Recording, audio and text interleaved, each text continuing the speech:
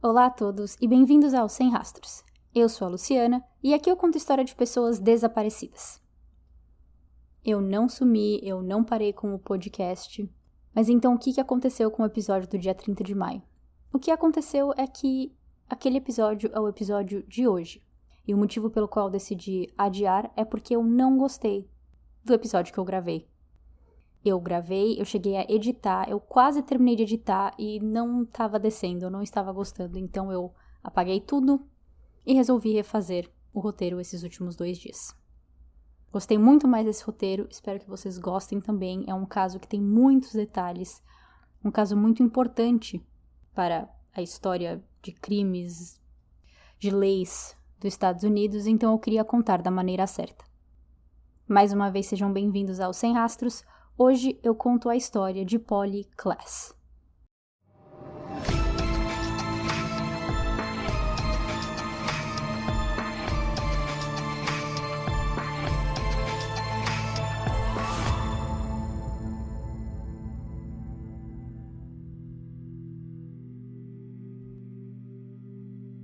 Nossa história se passa em Petaluma, Califórnia, uma cidade a 1 hora norte de São Francisco.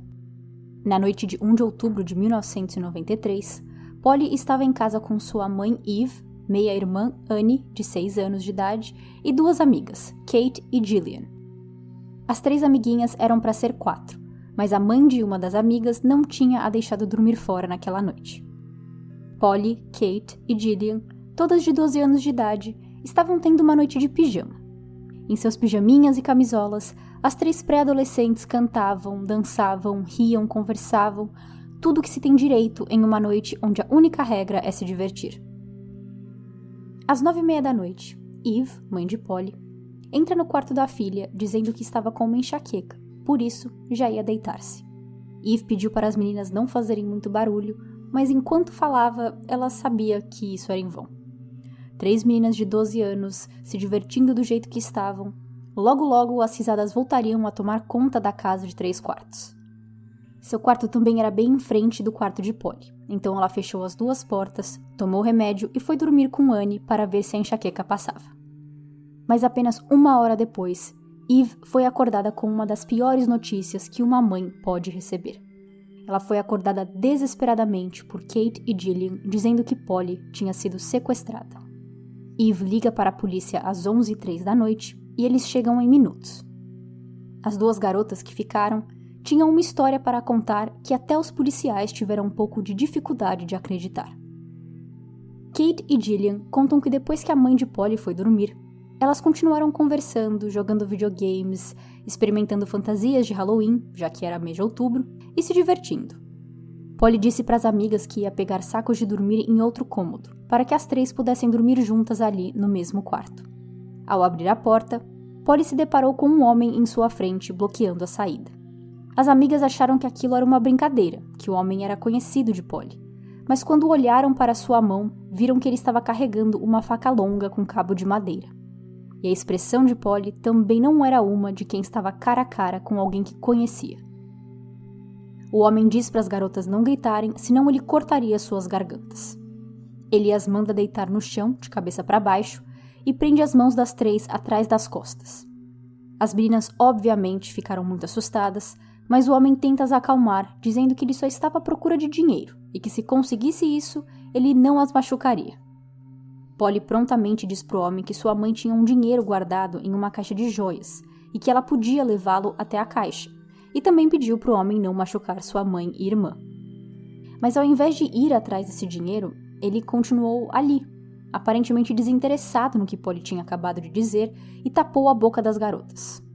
Por último, ele retirou as fronhas dos travesseiros do quarto e colocou em cima da cabeça das 3, tampando seus olhos. O homem então pede para Polly levantar-se com ele e levá-lo até o dinheiro. Para Kate e Gillian, a regra era que elas ficassem no quarto e assim que eles saíssem, elas começassem a contar até 1000. O homem disse que quando elas acabassem de contar, Polly estaria de volta e ele teria ido embora. Ao ouvir a porta fechar, depois do homem e Polly saírem, Kate e Gillian não obedeceram à ordem. Elas começam a tentar se soltar das mãos presas atrás das costas imediatamente, o que se mostrou uma tarefa difícil. Elas demoraram cerca de 20 minutos, mas conseguiram. Ao se soltarem, elas se levantam e correm para o quarto de Eve para contar o que havia acontecido. Eve ainda tentou procurar pela filha pela casa, mas quando não a encontrou, ela liga para a polícia às 11h03 da noite, que chega em minutos.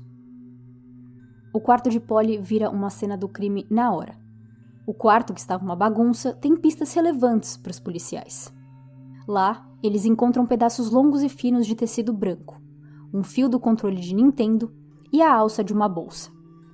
Todos esses itens foram usados para amarrar as 3 garotas. O fio e a bolsa eram de Polly, de sua casa. O único dos 3 itens que não pertencia ali eram os tecidos brancos cortados em faixas, que parecia ter vindo com o suspeito.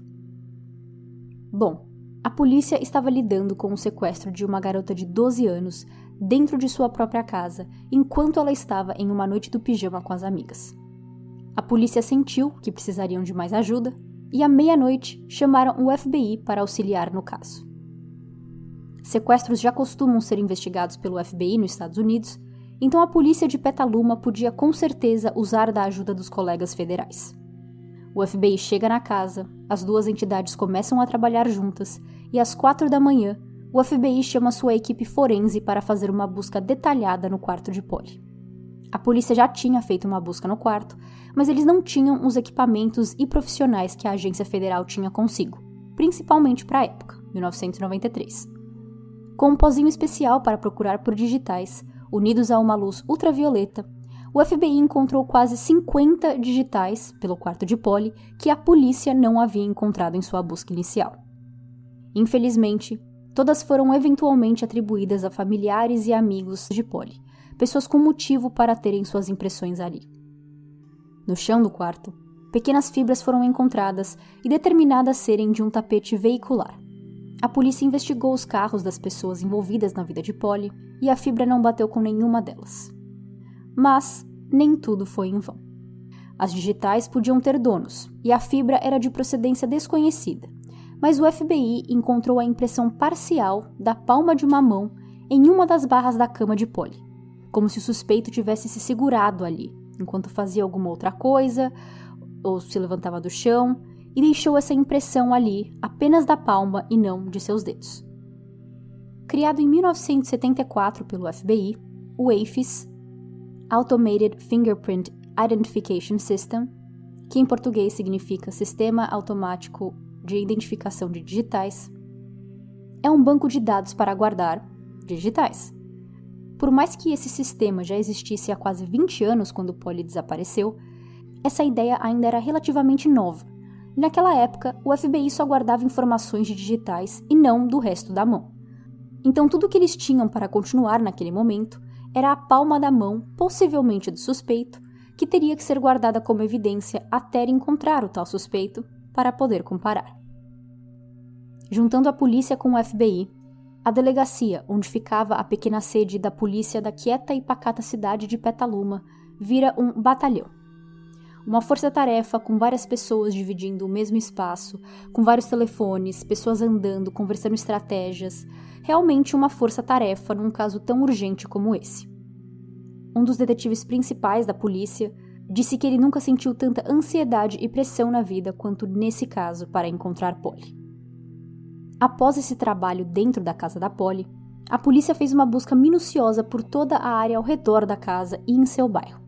No dia seguinte, a polícia bateu na porta de vizinhos e foi à escola de Polly falar com alunos e professores, para ver se alguém sabia de algo, tinha visto algo em comum. 3 meninos que estavam andando sozinhos naquela noite viram um homem perto da casa de Polly, em volta da casa dela, sem entrar, sem fazer nada, apenas de pé ali. Quando eles voltaram da locadora de vídeos que tinham ido, o homem ainda estava ali, na mesma área. Os meninos não o reconheceram.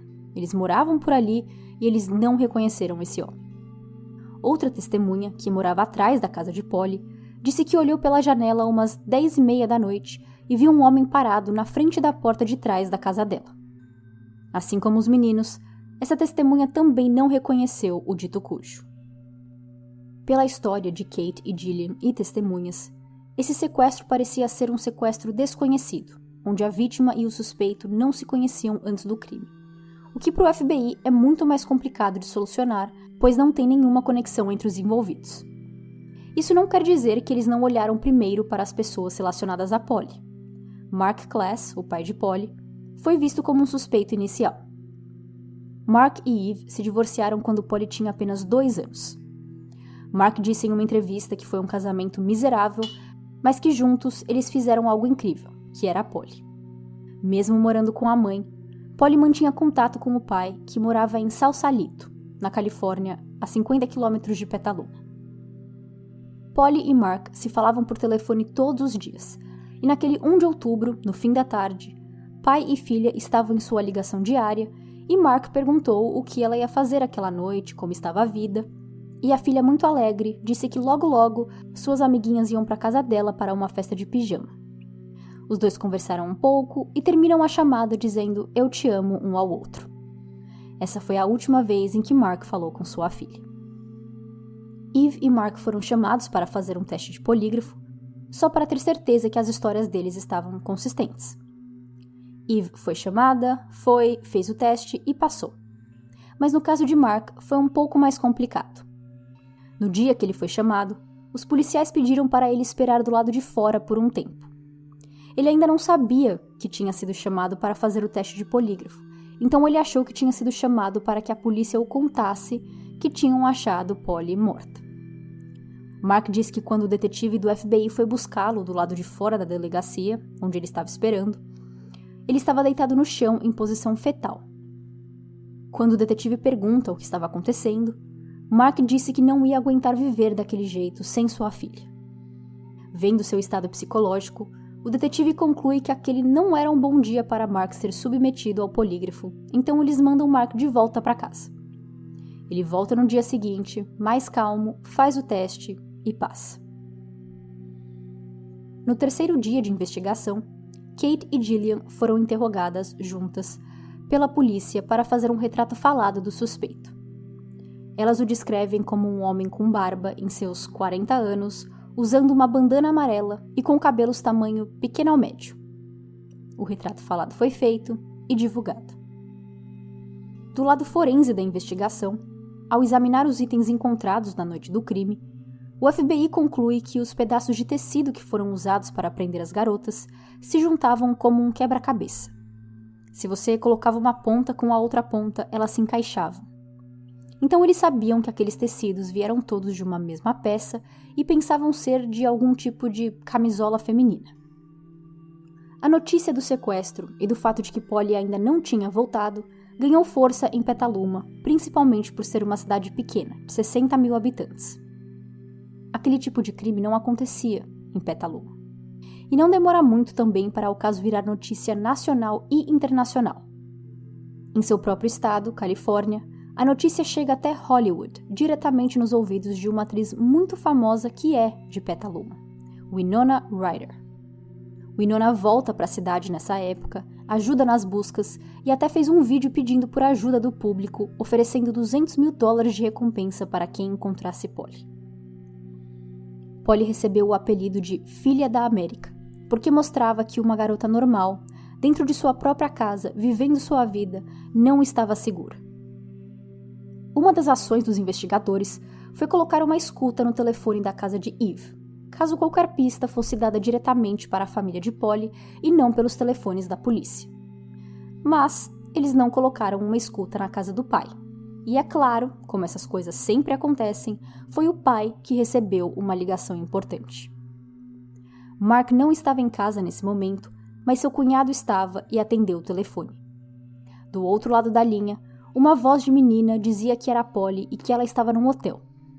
O cunhado não tem tempo de falar nada e a chamada é encerrada. Mark avisa a polícia, que imediatamente grampeia seu telefone também. 2 dias depois da primeira ligação, em 10 de outubro, o telefone de Mark toca de novo.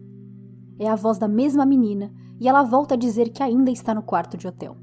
Dessa vez, a ligação dura mais tempo, o bastante para a polícia conseguir o endereço de onde vinha a chamada. Com vários policiais munidos de uniforme, armas, eles vão até o endereço. Primeira coisa estranha que percebem é que o endereço não era de um hotel, e sim de uma casa normal de família. A polícia já entra com as armas nas mãos, gritando, pedindo para todo mundo ficar em silêncio. E descobrem que Polly não está ali. E sim, uma família muito assustada, sem entender o que estava acontecendo. Nessa família, tinha uma menina jovem e ela admite ter feito as ligações como trote, porque seus amigos duvidaram que ela teria coragem. Infelizmente, esse não foi o único trote pelo qual os policiais perderam tempo e recursos. 3 semanas depois da abdução, outra ligação chega diretamente para a polícia, com um homem dizendo que tinha a Polly e exigindo o dinheiro de resgate. A polícia rastreia de onde vem a ligação e, de novo, chegam lá com vários policiais com armas aos dentes e encontram um homem sozinho que não tinha mais nada o que fazer e queria extorquir a polícia. James Heard, de apenas 20 anos, foi preso por extorsão e a polícia voltou para a estaca zero. No dia 17 de outubro, uma carta escrita pelos pais de Polly para o sequestrador foi publicada no jornal San Francisco Examiner. Seja lá quem você é ou onde você esteja, por favor devolva a Polly para sua família. Ela pertence a nós. Nós sentimos muitas saudades dela, e o brilho em seus olhos, e o seu humor cativante. Nós queremos ver o seu lindo sorriso e sua linda voz. Querida, se você está lendo isso, saiba que a mamãe e o papai te amam demais e que nós continuaremos a procurar por você até que a gente possa ter você em nossos braços novamente. Essa pequena carta, triste e bonita, acaba servindo como um modo de divulgar o caso e colocar as emoções para fora, mas a carta não traz Polly de volta ou nenhuma pista. As semanas continuam a se passar, sem Polly, até o dia 28 de novembro de 1993. No dia 27, um dia antes, uma mulher chamada Dana Jaffe estava andando pela sua propriedade, que era um terreno bem grande com muita mata, na cidade de Santa Rosa, na Califórnia. Nessa caminhada, ela encontra itens jogados em uma área que não pertencem a ela. Dana liga para o xerife aquela noite e deixa uma mensagem na caixa postal, mas no dia seguinte já volta a ligar.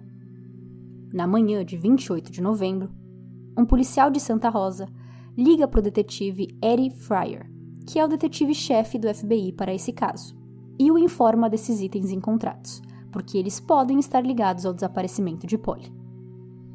Eddie resolve enviar o detetive Larry para ir até o local e averiguar essa pista, pois Larry estava no quarto de Polly na noite de 1 de outubro e conhecia a cena do crime em detalhes. Ele é levado até onde os itens estão, dentro da mata.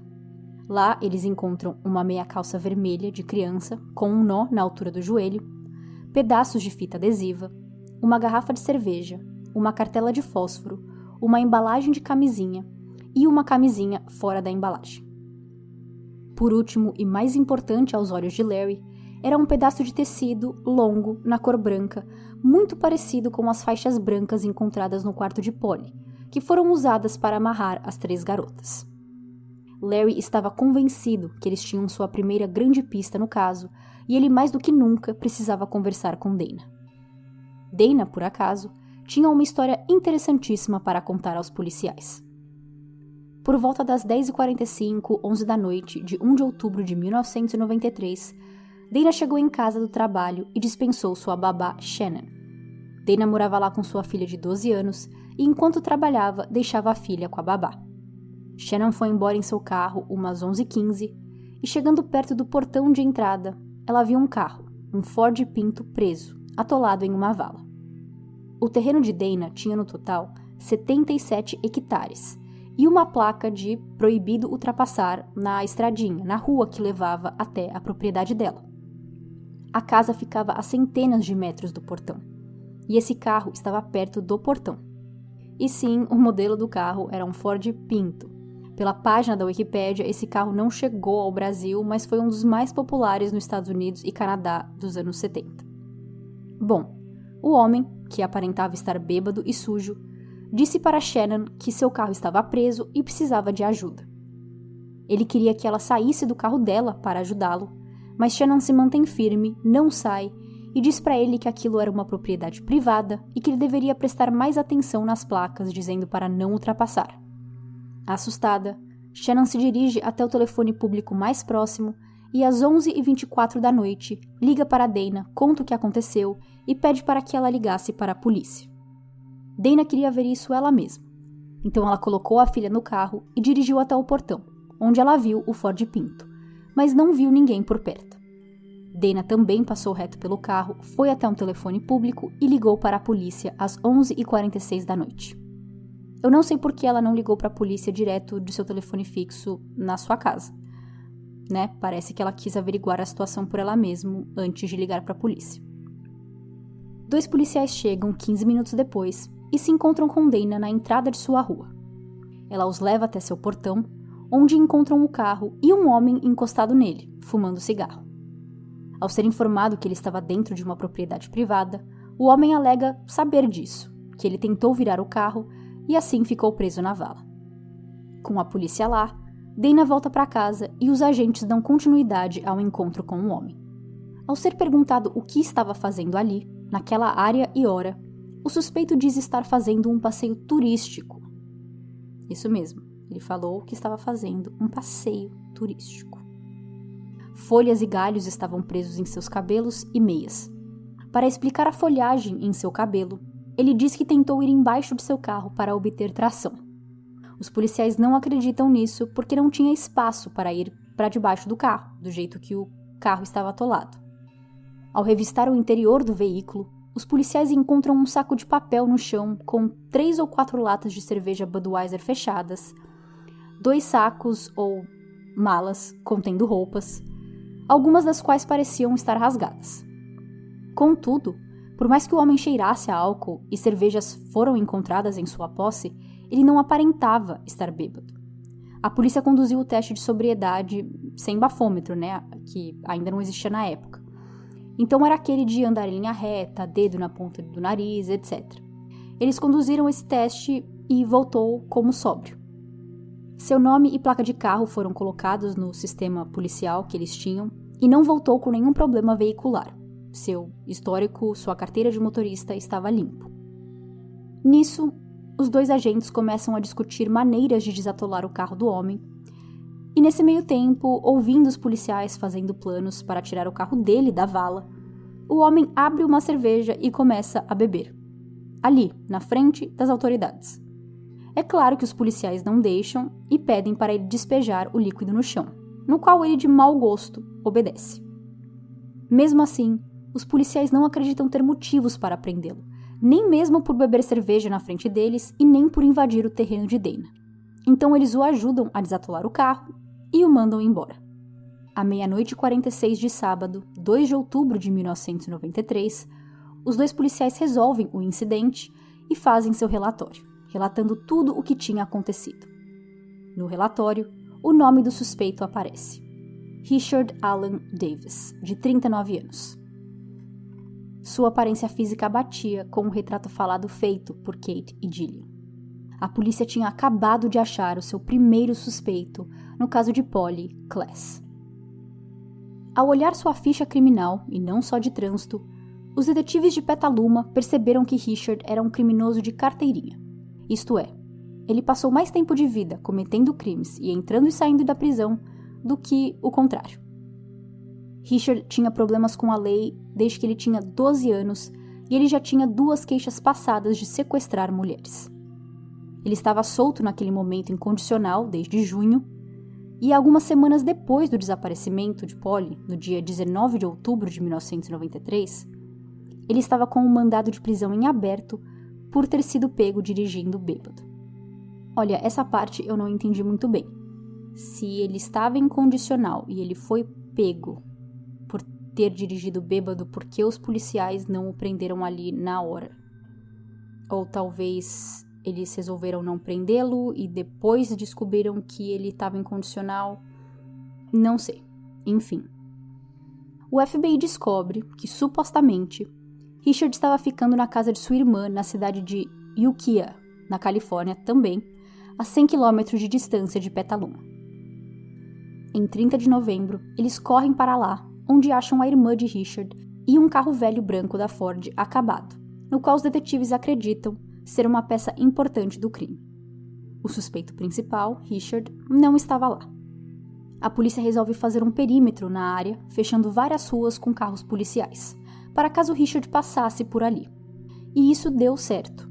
Um dos perímetros pegou Richard dirigindo, então eles o fizeram esperar, chamaram o FBI e eles o prenderam na hora, pelo mandado em aberto que Richard tinha em seu nome.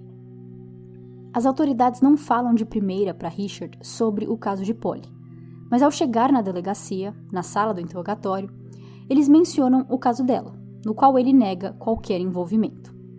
Kate e Gillian foram chamadas para fazer reconhecimento, e mesmo com Richard sem a barba nesse dia, elas o reconheceram na hora. Já acreditando ter o suspeito certo em mãos, 2 dias depois, a comprovação chega.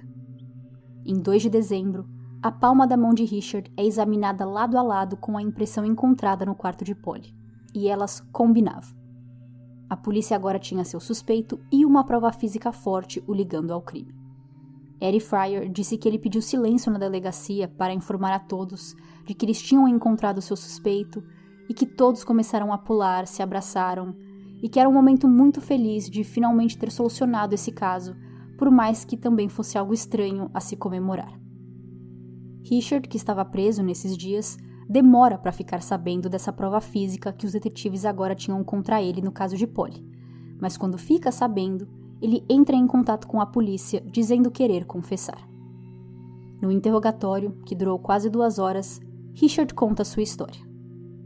Na noite de 1 de outubro de 1993, ele estava vagando pelas ruas de Petaluma à procura da casa de sua mãe.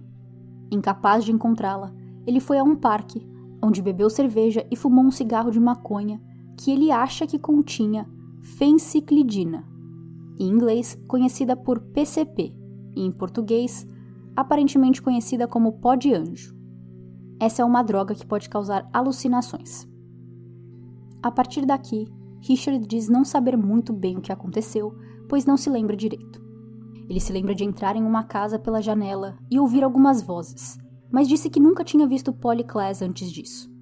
Ele se lembra de amarrar as 3 garotas no quarto, e seu próximo flash vem apenas depois, já em seu carro, com ele dirigindo sem rumo e uma garota ao seu lado. Polly reclama que as amarras estavam muito apertadas e suas mãos estavam dormentes. Richard dirige por um tempo, confuso, e acaba se perdendo e atolando seu carro na propriedade de Dana. Ele então desamarrou Polly, adentrou a mata com ela e disse para ela ficar quieta e esperar por ele. Ele volta para o lado de seu carro, onde eventualmente os policiais chegam e ficam com ele ali por uns 45 minutos. Depois que os agentes o escoltaram para fora do terreno de Dana, ele saiu dirigindo por cerca de 30 minutos e depois retorna e recupera a Polly. Juntos de novo, Richard vai até um posto de gasolina para que Polly pudesse usar o banheiro. Depois, Richard diz que ele se tocou. Ele se tocou que se fosse pego pelo sequestro de Polly, ele voltaria para a prisão. Na cabeça dele, a única maneira de controlar a situação era matar Polly, para que assim ela não fosse descoberta e ele não fosse preso. Ao terminar sua confissão, na mesma noite, Richard leva a polícia a uma mata na cidade de Cloverdale, a 75 quilômetros de Petaluma, onde tinha enterrado o corpo de Polly. Eu sei que eu já falei o nome de várias cidades até então para recapitular, Petaluma é a cidade onde Polly morava e onde o crime aconteceu. Sausalito é a cidade onde o pai de Polly morava. Santa Rosa é onde ficava a propriedade de Dana e onde o carro de Richard atolou. Ukiah é a cidade onde a irmã de Richard morava. E agora Cloverdale é onde Richard diz que enterrou o corpo de Polly. Ao chegarem em Cloverdale, Richard apontou para uma área da mata e Eddie Fryer foi lá sozinho, mexeu em umas tábuas de madeira que tinha ali e quando levanta a tábua, vê um corpo. Não era óbvio de que o corpo era de Polly, pois o corpo já estava muito decomposto e ele sabia que o certo é notificar a família apenas depois de ter uma identificação certeira. Mas sem motivos para acreditar que aquela não era Polly, Eddie faz a ligação para os seus companheiros de trabalho e diz que eles podem avisar a todos que o corpo de Polly foi encontrado. A polícia tinha prometido para Mark que ele seria o primeiro a saber dessa notícia, se essa notícia viesse, E foi isso que eles fizeram. A segunda pessoa da família, a saber, foi a mãe, Eve. Ela diz que desde o dia da abdução de sua filha, ela tinha uma vela que ficava acesa em sua janela, sempre queimando, mas que naquela noite, depois de receber a notícia, ela apagou. Segundo os documentos oficiais da Suprema Corte da Califórnia, Polly tinha sido estrangulada com um pedaço de tecido de roupa pertencente a Richard. Seu crânio, esqueletizado, estava separado do resto do corpo, provavelmente como resultado de atividade animal. Grande parte de seu corpo estava esqueletizado também, mas outras, incluindo seus membros, haviam secado em um estado mumificado. Suas pernas estavam abertas para fora, dobradas no joelho na altura do quadril. Polly estava usando a camisola que sua amiga Gillian tinha levado para a festa do pijama. Um pano com nós emaranhados do cabelo de Polly foi encontrado perto do corpo. O legista desse caso testemunhou que a causa da morte de Polly era indeterminável por causa da condição de seu corpo, mas que esse pano cabia e podia ter sido usado no pescoço de Polly para estrangulá-la. Richard depois admitiu que ele realmente a estrangulou com o tal pano até ela parar de se mexer totalmente. Durante a autópsia, os restos de calcinha de Polly foram examinados e de primeira foi indicado uma possível presença de sêmen. Mas depois, testes que foram feitos a seguir não detectaram nenhum sêmen, o que podia significar que o sêmen nunca esteve ali ou que nesse meio tempo se degradou bastante a modo de não ser mais identificável. E por mais que a polícia encontrou camisinha junto com os outros itens na propriedade de Dana, a polícia não encontrou nenhum DNA no corpo de Polly e nem na própria camisinha. Em 6 de dezembro, a polícia fala de novo com Richard e o confrontam sobre ele ter abusado sexualmente de Polly antes de matá-la. Ainda de acordo com o documento oficial da Suprema Corte, foi assim que a conversa aconteceu. E se você está ouvindo isso com alguma criança por perto, eu recomendo pausar aqui e continuar depois ou abaixar o volume. O sargento disse ao réu que encontraram sêmen durante um exame dos restos mortais de Polly. Quando o réu perguntou onde o sêmen foi encontrado, o sargento respondeu no corpo. Ao que o réu respondeu, mas não nela. Richard negou ter abusado sexualmente de Polly. Quando perguntado então como o sêmen poderia estar no corpo de Polly, ele responde: "Olha, eu lhe disse que pelo menos não estava nela. O que eu estou tentando te dizer é que na minha mente, pelo menos eu não tentei enfiar meu pau na garotinha." Richard continua a ser pressionado e diz: "Isso é algo com o qual vou ter que viver e passar pela minha mente repetidamente." O réu expressou preocupação de que seria maltratado na prisão se outros presos o considerassem um assassino de criança e molestador. No final da entrevista, Richard diz: "Eu tenho que ver o que sai da análise forense. Espero que nada aconteça. Espero que não haja nada lá." Um depoimento muito confuso, na minha opinião, em que horas dá a entender que ele fez alguma coisa, mas não em Polly em si, mas perto dela, próximo a ela, e o final ele falando "espero que não haja nada lá", parece que ele está dando continuidade na sua história de que ele estava drogado e não se lembra do que aconteceu.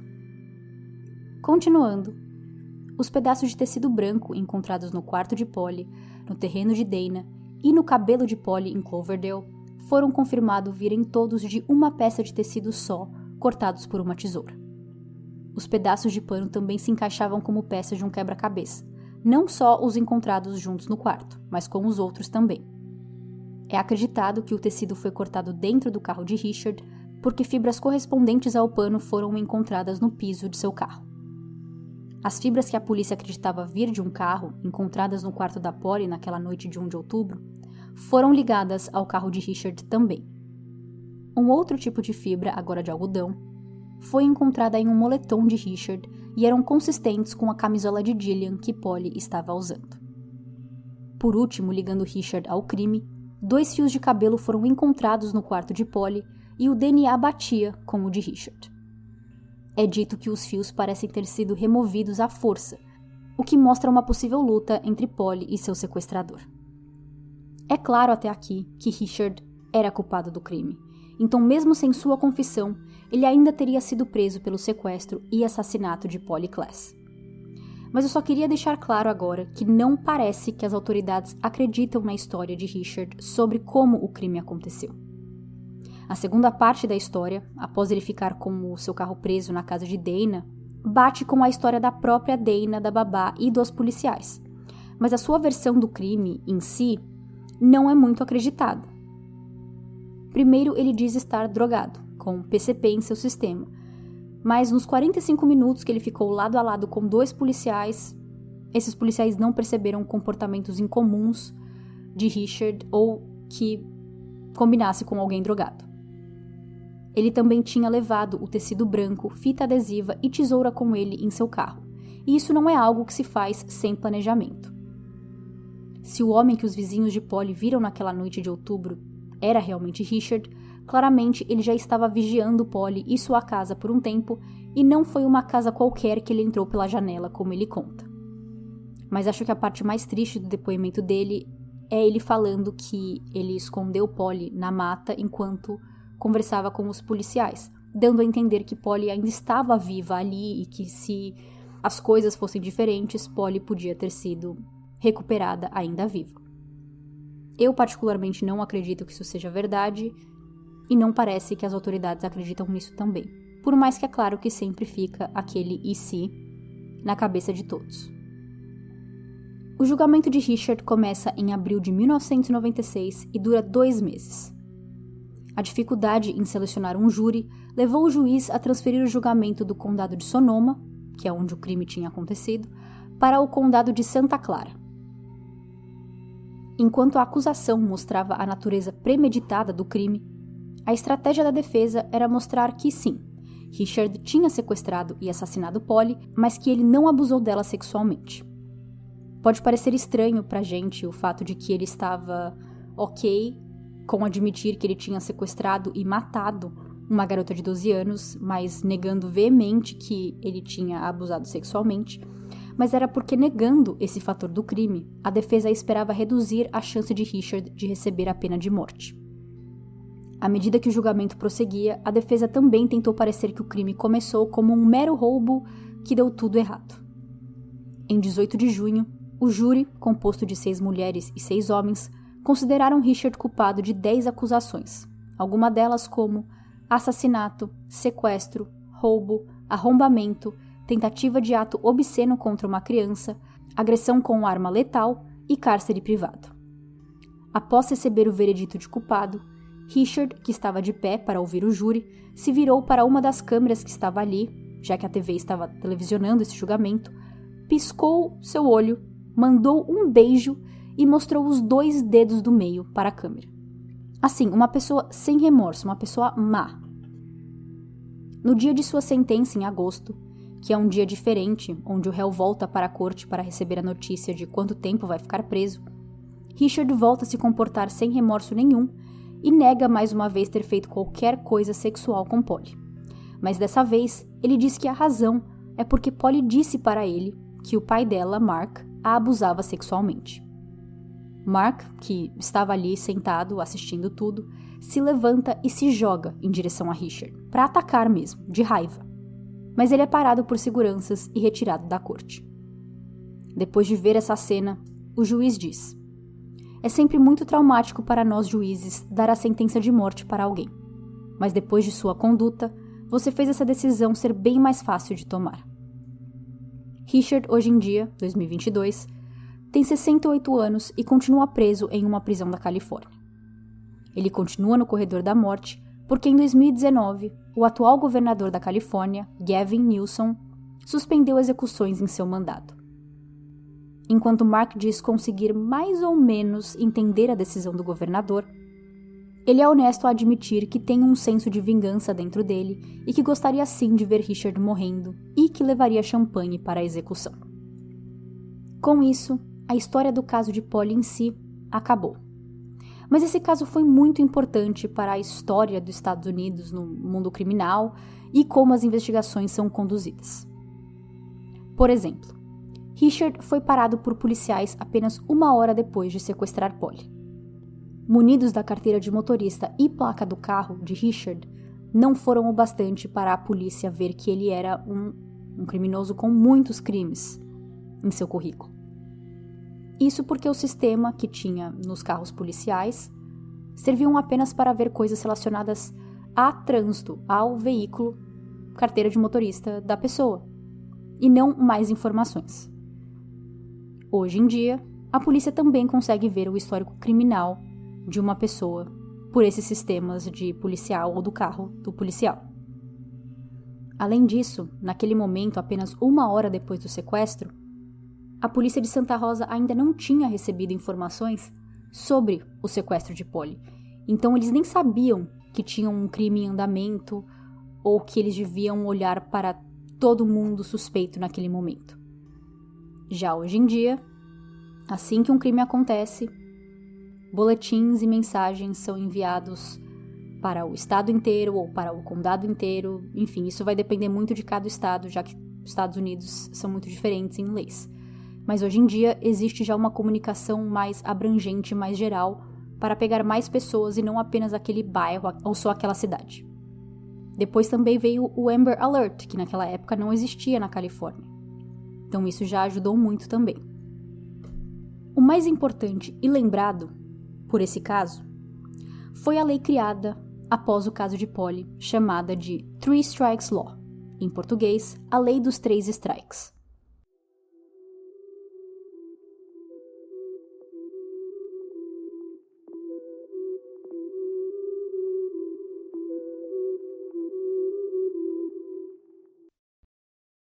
A conversa sobre uma lei mais dura para criminosos repetitivos não começou com o caso de Polly, e sim terminou.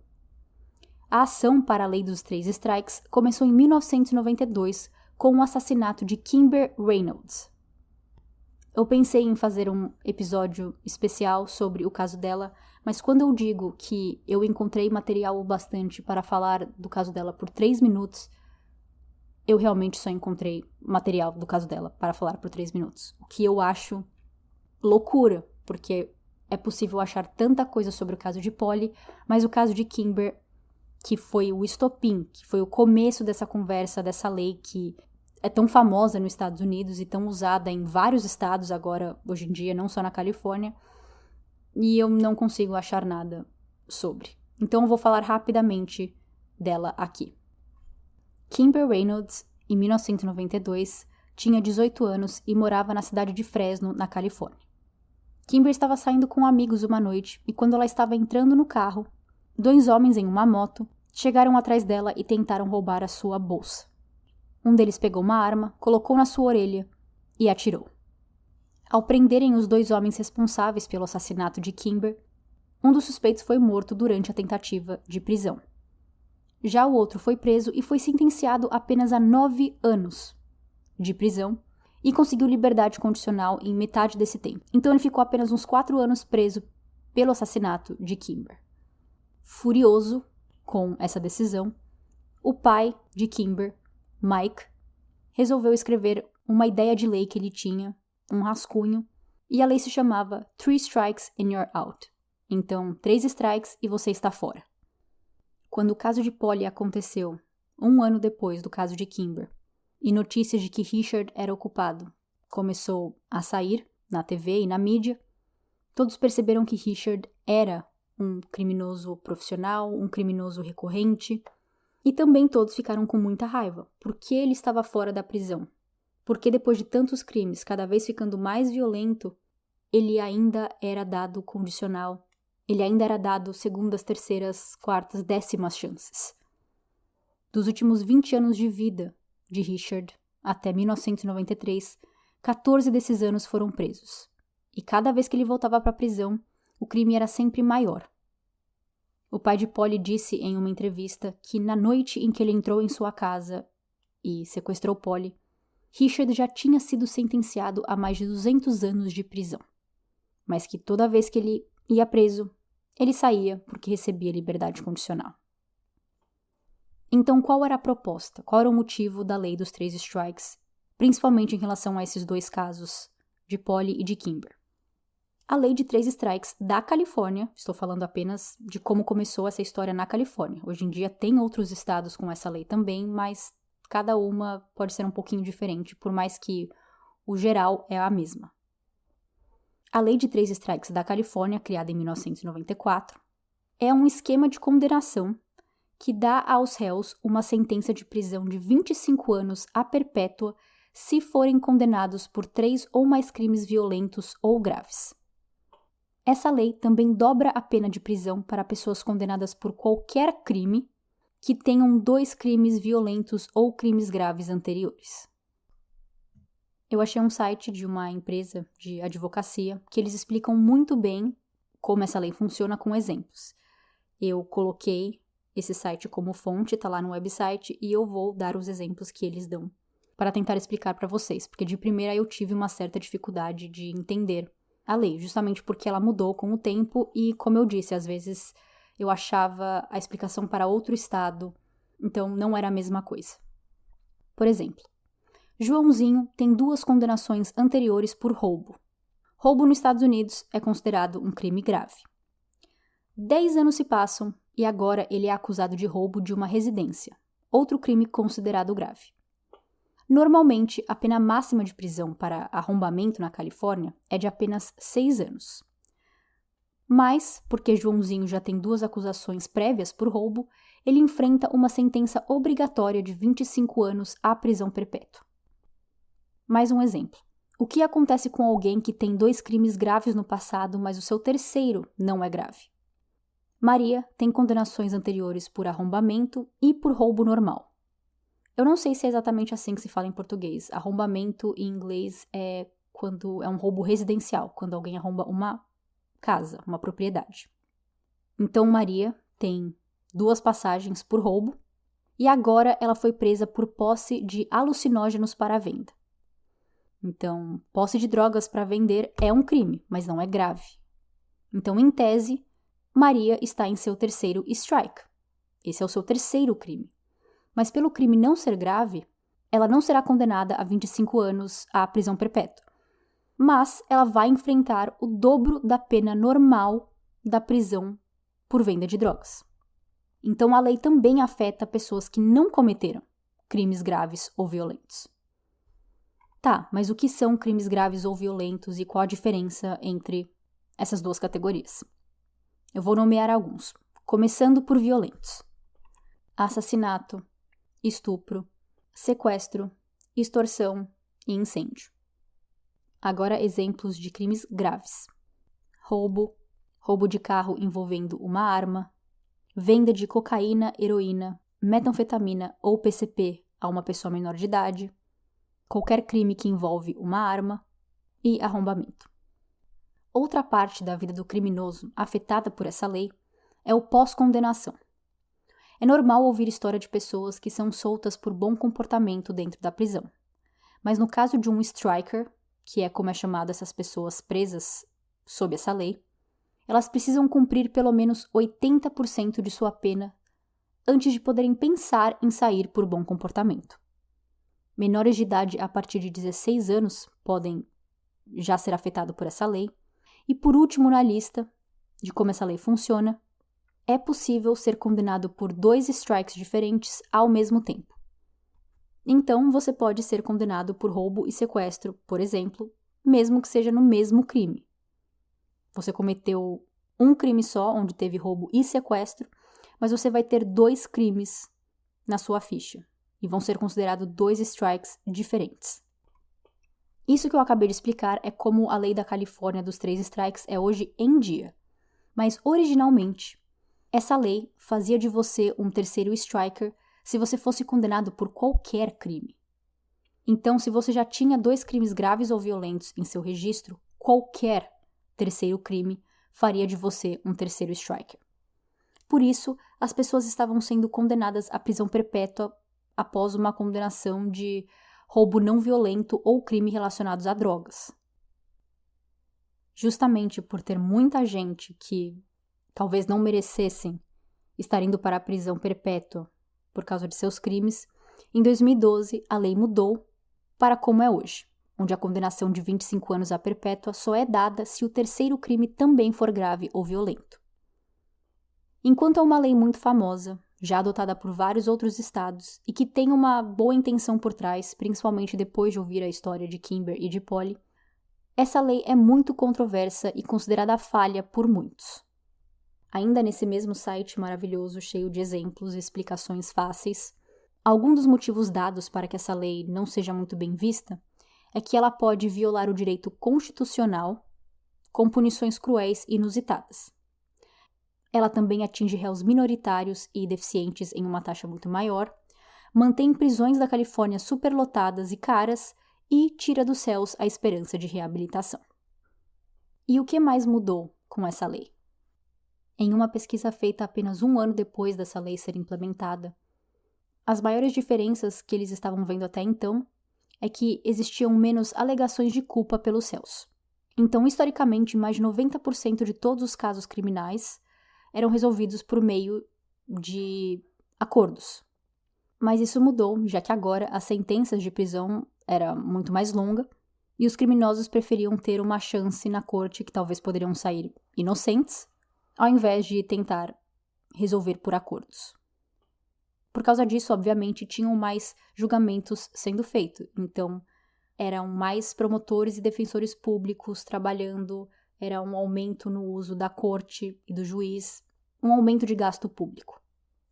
E assim como um efeito dominó, onde tudo acaba sendo interligado e sendo afetado por essa lei, por causa dessas mudanças de terem mais julgamento, também teve aumento nos orçamentos das agências de justiça criminal. A carga de trabalho aumentou para muitos servidores públicos da polícia e da área criminal. Então, na hora de ver orçamento para as cidades e onde que ia cada coisa, a polícia e essas áreas acabavam recebendo mais e vai saber da onde que eles tiveram que tirar. Se era da educação, se era da segurança, coisas que a gente vê hoje em dia mesmo, né, no próprio Brasil. Essa foi a lei feita graças ao caso de Kimber e Polly. Mas então, quem era Richard Allen Davis? E por que ele foi afetado por essa lei? A primeira vez que Richard teve seu encontro com a polícia e ser preso foi em 1967, quando ele tinha apenas 12 anos. Em seus primeiros anos como criminal, ele costumava ser preso apenas por roubo. Depois de ser preso por um roubo de moto, o juiz decidiu enviar Richard para o exército, ao invés de prendê-lo em um centro juvenil.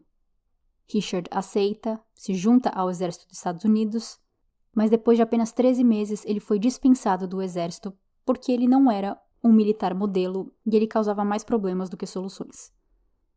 Com apenas 20 anos, ele já tinha várias acusações que envolvia posse de bebida, já que ele era menor de idade, que ele tinha 20 anos e não 21, como é nos Estados Unidos, invasão de propriedade, mandados de trânsito, e ele já tinha mais de 21 arrombamentos em sua ficha criminal.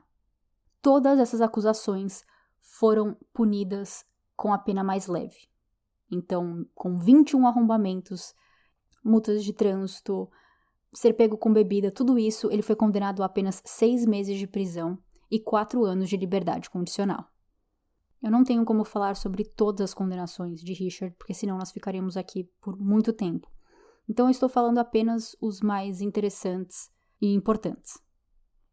Em 1975, ele foi preso por roubo de carro e posse de maconha e foi condenado a 10 dias de prisão. Em 1976, Richard sequestrou uma secretária jurídica de 26 anos em uma estação de trem e tentou abusá-la sexualmente. Ela conseguiu escapar e chamou um carro que, por muita sorte, estava sendo dirigido por um policial rodoviário e o policial prendeu Richard na hora. Richard foi enviado para um hospital para uma avaliação psiquiatra, onde ele escapou em dezembro e passou por uma onda de crimes com duração de 4 dias. No último dia, ele quase espancou uma enfermeira até a morte com um atiçador de fogo, roubou uma espingarda de um abrigo de animais e tentou sequestrar um bartender. Ele foi preso no dia 21 de dezembro de 1976, 5 dias depois de ter fugido, e foi condenado ao máximo de 10 anos pela onda de crime. Ele recebeu liberdade condicional em 1982, então ele ficou 6 anos preso. Em 1984, com vários crimes, ele foi condenado a 16 anos de prisão, mas ele serviu apenas 8. E aí chegamos em junho de 1993, quando ele foi liberado em liberdade condicional. E o crime de Polly aconteceu em outubro de 93. Então ele estava solto há apenas 4 meses.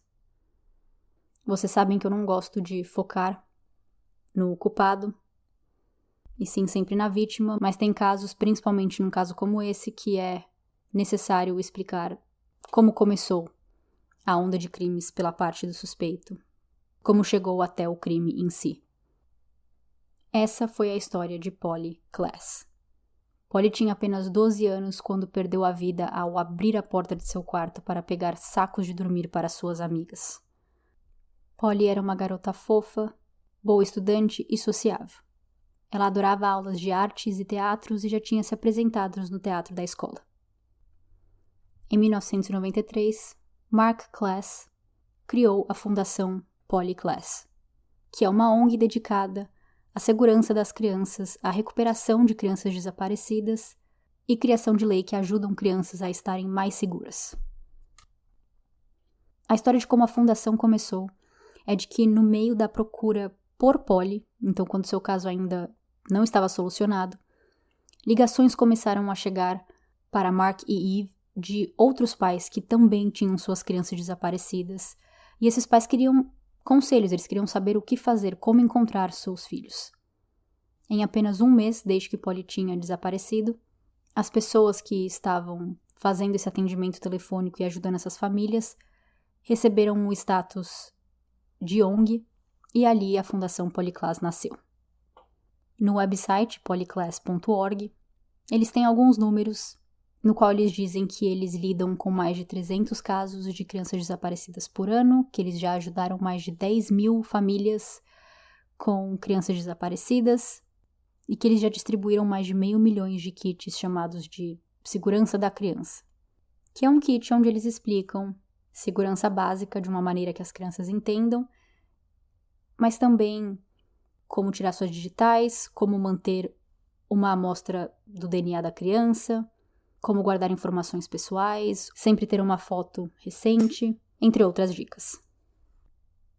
Espero que vocês tenham gostado do caso de hoje. Eu não queria ter ficado sem caso no dia 30 de maio, mas tô muito feliz que eu esperei para postar apenas hoje, porque eu acho sim que agora eu consegui explicar o caso bem melhor, com todos os detalhes, do jeito que Polly e esse caso merecem, e aproveitar esse momento para lembrar de Polly. Vejo todos vocês no próximo episódio. Tchau, tchau!